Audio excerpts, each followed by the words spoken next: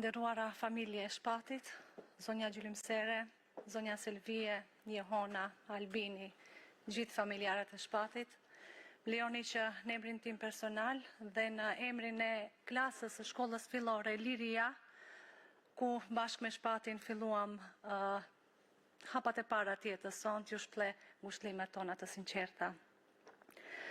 Për Shpatin themi që ishte njeri me vlera të veçanta që karakterizoheshte për thjeshtësinë, modestinë dhe haren, do duket përsëritse sepse këto vlera i din gjithë shqiptarët anë e kanë botës.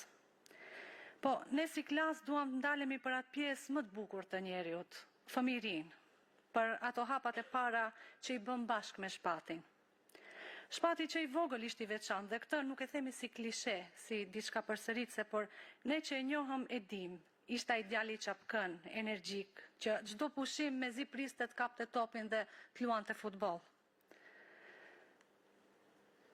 Ne mbajmë mend shumë kujtime që na la Shpati. Vërtet fëmijëria është e largët, megjithatë është pjesa që lë më shumë gjurmë në kujtesë.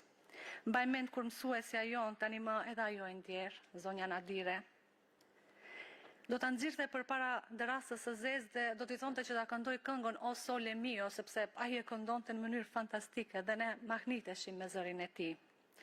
Apo çfaqjet e fund vitit kur ai do të luante në piano dhe ne kënaqeshim sepse po na e rregullonte programin ton që ne bënim si fëmijë.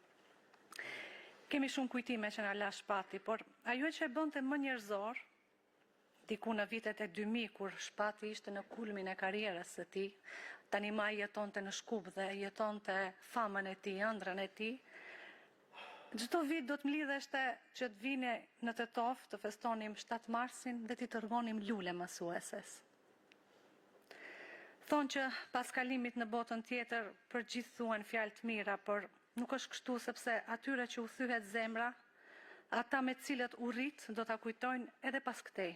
Ashtu si që edhe gjithë kombi ka ndjerë dhe ka vlerësuar personalitetin e tij.